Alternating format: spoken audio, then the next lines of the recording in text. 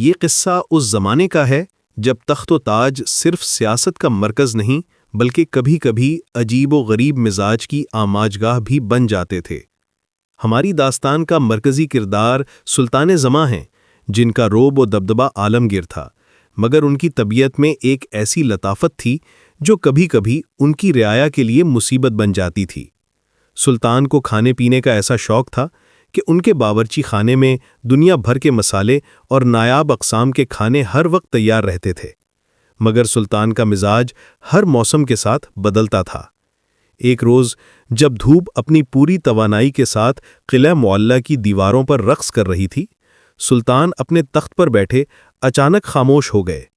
وزیر اعظم، جو سلطان کی رگ رگ سے واقف تھے، فوراً قریب آئے اور ہاتھ جوڑ کر عرض کیا، ذل سبحانی، اس خاموشی کا سبب کیا سرحدوں سے کوئی بری خبر آئی ہے یا خزانے میں کوئی کمی واقع ہوئی ہے؟ سلطان نے ایک ٹھنڈی آہ بھری اور اپنی ریشمی دستار کو ذرا ترچھا کرتے ہوئے کہا، وزیر با تدبیر، ہمیں نہ سلطنت کی فکر ہے نہ خزانے کی۔ ہمارے حلق میں اس وقت ایک ایسی خواہش نے جنم لیا ہے جو شاید ہماری پوری سلطنت میں کوئی پوری نہ کر سکے۔ وزیر کا رنگ فک ہو گیا۔ اس نے سوچا، شاید سلطان کسی نایاب پرندے کا گوشت یا صدیوں پرانی شراب مانگنے والے ہیں، مگر سلطان نے جو کہا اس نے دربار میں موجود ہر شخص کو حیرت کے سمندر میں ڈبو دیا۔ سلطان نے مسکرا کر کہا، ہمیں اس وقت ایک ایسی کچوری کھانی ہے جو نہ مٹی کے چولہے پر بنی ہو، نہ جس میں میدے کا استعمال ہو اور جس کی خوشبو سے دربار کا ہر در و دیوار جھوم اٹھے۔ اگر کل سورج نکلنے تک ایسی کچوری ہمارے دسترخوان کی زینت نہ بنی تو ہم باورچی خانے کے داروغہ کو ہاتھی کے پاؤں تلے کچلوا دیں گے۔ یہ سنتے ہی دربار میں سناٹا چھا گیا۔ باورچی خانے کا داروغہ، جو ایک بھاری بھرکم شخص تھا، دہشت کے مارے پسینہ پسینہ ہو گیا۔ اب مسئلہ یہ تھا کہ بغیر میدے اور بغیر چولہے کے کچوری کیسے بن سکتی ہے؟ سلطان کی یہ معصوم مگر سنگین فرمائش پوری سلطنت کے لیے ایک امتحان بن گئی۔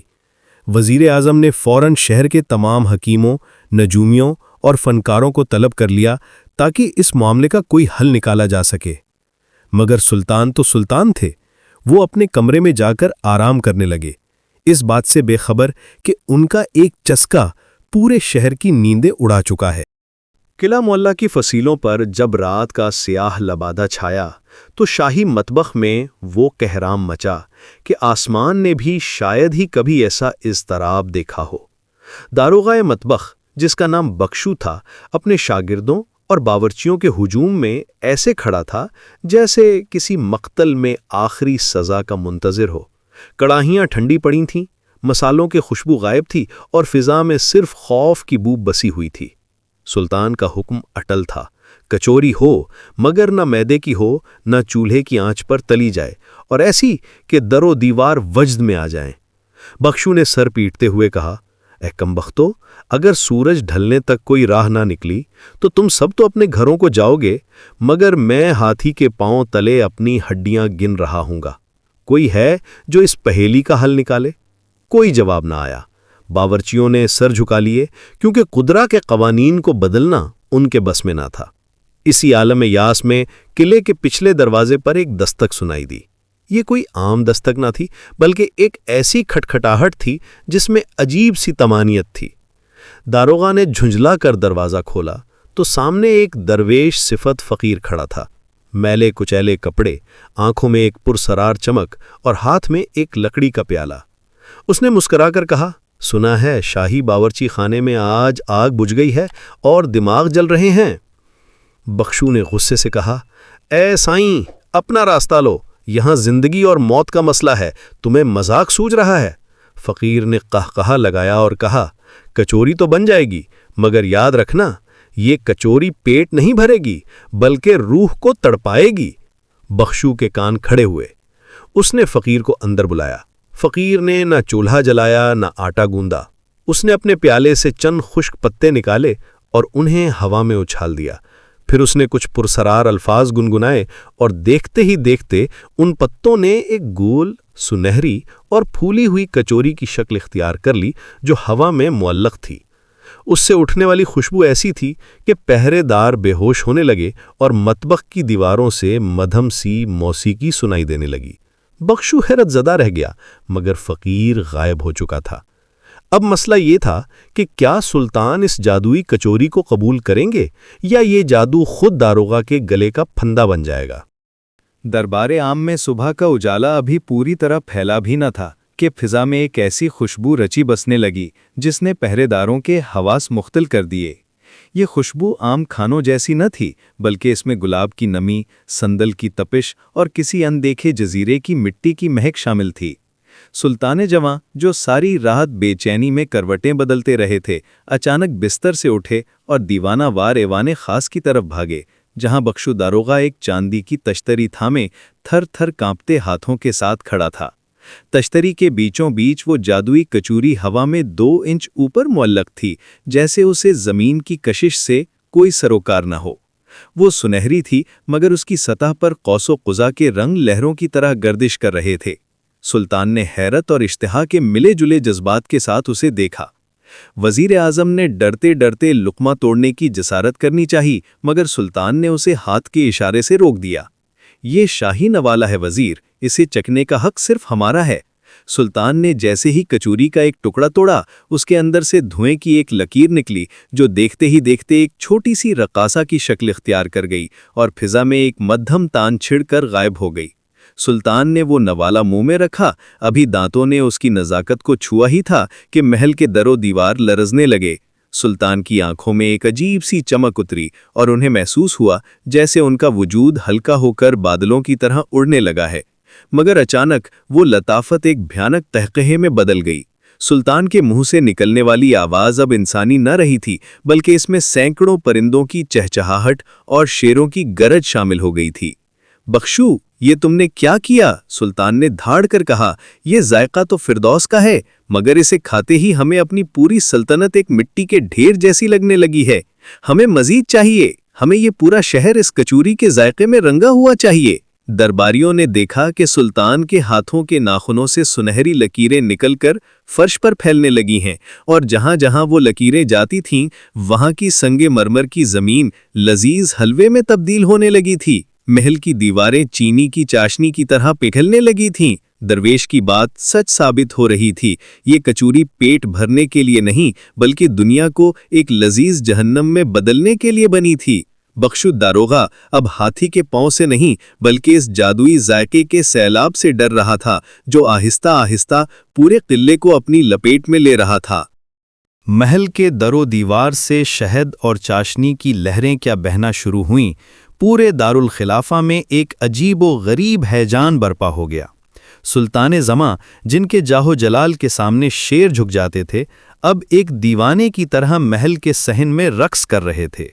جہاں ان کا قدم پڑتا وہاں کی مٹی زعفرانی رنگ کے لذیذ صفوف میں بدل جاتی۔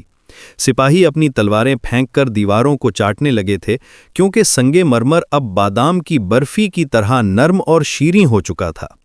وزیر اعظم، جو اپنی دور اندیشی اور سنجیدگی کے لیے مشہور تھے، اس صورتحال کو دیکھ کر تھر تھر کانپ رہے تھے۔ انہیں اندازہ ہو گیا تھا کہ یہ محض کوئی جادوئی کچوری نہیں تھی، بلکہ ایک ایسی لذت فتنہ تھی جو انسان کی حصے ذائقہ کو بیدار کر کے اس کی عقل کو مفلوج کر رہی تھی۔ اگر یہ سلسلہ یوں ہی چلتا رہتا تو چند ہی پہروں میں پورا شہر ایک عظیم الشان مٹھائی کے ڈھیر میں بدل جاتا اور لوگ کھاتے کھاتے ہی موت کی آغوش میں چلے جاتے۔ وزیر نے اپنی دستار سنبھالی اور شاہی لائبریری کے اس خفیہ تہہ خانے کی طرف دوڑے جہاں صدیوں پرانے نسخے اور طلسماتی پہیلیوں کے حل موجود تھے۔ وہاں انہیں کتاب ذائقہ و زوال نامی ایک بوسیدہ مجموعہ ملا۔ اس میں درج تھا کہ جب کوئی حاکم بے لگام خواہش کا اسیر ہو جائے تو اس کا علاج مٹھاس سے نہیں بلکہ کڑواہٹ سے کیا جاتا ہے، مگر یہ کوئی عام کڑواہٹ نہیں تھی، اس کے لیے ایک ایسی شے درکار تھی جو دنیا کے تلخ ترین سچ سے کشید کی گئی ہو۔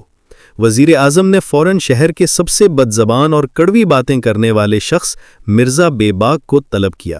مرزا وہ شخص تھا جس کی زبان سے نکلنے والا ہر جملہ کسی نشتر سے کم نہ تھا اور لوگ اس کی حق گوئی سے پناہ مانگتے تھے۔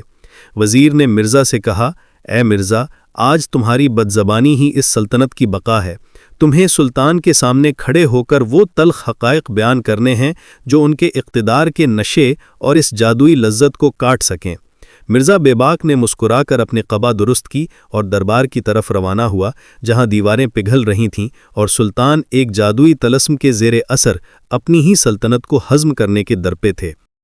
ایوان شاہی کا منظر دیدنی بھی تھا اور عبرتناک بھی۔ دیوانیں جو کبھی سنگ خارا سے بنی تھیں، اب کسی پگھلے ہوئے کند کی طرح رس ٹپکا رہی تھیں۔ سپاہی اپنی ڈھالوں کو تشتری بنا کر اس جادوئی شیرینی کو سمیٹنے میں مگن تھے، اور سلطان زماں مدہوشی کے عالم میں تخت کے گرد گھوم رہے تھے۔ اسی اثنا میں مرزا بے باک دربار میں داخل ہوا۔ اس کے چہرے پر نہ خوف تھا نہ حیرت، بلکہ ایک عجیب سی بیزاری تھی، جیسے اسے اس شاہی تماشے سے کوئی سروکار نہ ہو۔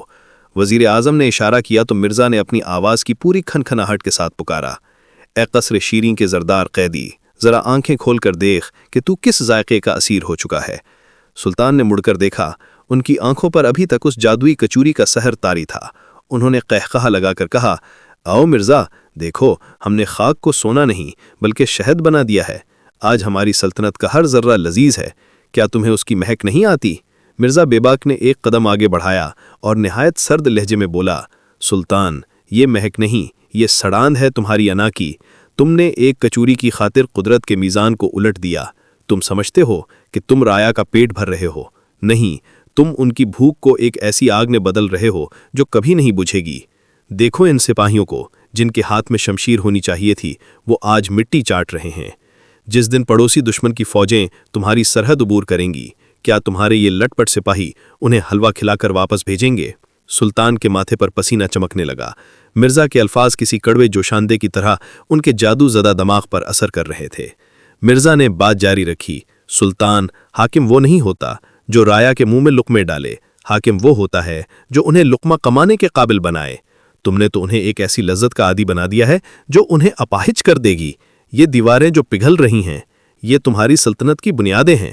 جب بنیادیں ہی میٹھی ہو کر بہہ جائیں گی تو تخت کہاں رہے گا اور تاج کہاں سجے گا؟ جیسے جیسے مرزا کے کلمات کی تلخی بڑھتی گئی، محل میں موجود وہ جادوئی خوشبو کافور ہونے لگی۔ سلطان کو اچانک محسوس ہوا کہ ان کے ہاتھ پاؤں شہد کی چپچپاہٹ سے بھرے ہوئے ہیں جو اب انہیں قید کر رہی ہے۔ جادوئی کچوری کا سحر ٹوٹنے لگا تھا، مگر اب ایک نیا مسئلہ برپیش تھا۔ جادو کے الٹ اثر نے محل کی تعمیر کو اتنا کمزور کر دیا تھا کہ چھت کی کڑیاں چڑچڑانے لگی تھیں۔ مرزا کی تلخی نے روح تو بیدار کر دی تھی، لیکن اب جسموں کو بچانے کے لیے وقت بہت کم تھا۔ مرزا بے باک کے الفاظ کی تلخی نے وہ کام کر دکھایا جو ہزاروں حکیموں کے جوشاندے نہ کر سکے۔ سلطان زماں کے ذہن پر چھایا ہوا مٹھاس کا وہ دھندلا غلاف تار تار ہو گیا، لیکن جیسے ہی شعور واپس لوٹا، سلطان نے خود کو ایک ہولناک منظر کے بیچوں بیچ پایا۔ ایوان شاہی کی چھت، جو کبھی سنگ مرمر اور عقیق کا شاہکار تھی، اب نیم پختہ شیرنی کی طرح لٹک رہی تھی۔ ستونوں سے شہد کی گاڑھی بوندیں کسی لہو کی طرح ٹپک رہی تھیں اور زمین پیروں تلے سے نکلتی محسوس ہو رہی تھی۔ سحر کے ٹوٹتے ہی جادوئی تعمیر اپنی جڑیں چھوڑ چکی تھی۔ سلطان نے کانپتی ہوئی آواز میں پکارا، مرزا، ہم نے اپنی ہوس کے ہاتھوں اپنی ہی پناہگاہ کو مسمار کر دیا۔ اب اس قصر شیریں سے نکلنے کی کوئی راہ ہے یا ہم اپنی ہی خواہش کے ملبے تلے دفن ہو جائیں گے؟ مرزا نے چھت سے گرتے ہوئے ایک وزنی جھومر سے بجتے ہوئے کہا، سلطان، جادو کا توڑ صرف سچائی میں ہے اور تعمیر کا توازن صرف محنت میں۔ اس سے پہلے کہ یہ قند کی دیواریں آپ کا مقبرہ بن جائیں، اپنی رعایا کا ہاتھ تھامیں اور باہر نکلیں۔ سلطان نے تاج سر سے اتار پھینکا اور ایک عام سپاہی کی طرح اپنے ان درباریوں کو جھنجھوڑا جو اب بھی مٹھاس کے نشے میں بدحواس تھے۔ باہر نکلتے ہی ایک زوردار دھماکہ ہوا اور صدیوں پرانا قلعہ معلّہ، جو چند گھنٹوں کے لیے مٹھائی کا ڈھیر بن گیا تھا، ایک لیزدار ملبے کی صورت میں زمین بوس ہو گیا۔ پورے شہر پر ایک عجیب سی خاموشی طاری تھی۔ سلطان زمان نے اپنی گرد آلود قبا کو دیکھا اور پھر اس خالی جگہ کو جہاں کبھی ان کا غرور کھڑا تھا۔ اسی لمحے وہی پرسرار فقیر بھیڑ میں نمودار ہوا۔ اس کے ہاتھ میں اب بھی وہی پیالہ تھا، مگر اس بار وہ خالی تھا۔ فقیر نے مسکرا کر کہا، سلطان، ذائقہ زمان تک اچھا لگتا ہے، اگر وہ زندگی کا مقصد بن جائے تو پھر زندگی ہی بے ذائقہ ہو جاتی ہے۔ سلطان نے فقیر کے سامنے سر جھکا دیا اور عہد کیا کہ اب ان کا چسکا صرف عدل و انصاف اور رعایا کی فلاح ہوگا۔ وہ جادوئی کچوری تو ختم ہو گئی، مگر اس کے بعد سلطان زماں کا دسترخوان دنیا کا سادہ ترین دسترخوان بن گیا۔ لوگ کہتے ہیں کہ اس واقعے کے بعد پورے ملک میں کبھی قحط نہ آیا، کیونکہ سلطان نے سیکھ لیا تھا کہ اصل مٹھاس محل کی دیواروں میں نہیں، بلکہ ایک عام کسان کی محنت سے اگی ہوئی سوکھی روٹی میں ہوتی ہے۔ اور مرزا بے باک وہ آج بھی دربار میں موجود ہے، سلطان کو کڑوی سچائیوں کا ذائقہ چکھانے کے لیے، تاکہ سلطنت کی بنیادیں ہمیشہ مضبوط رہیں۔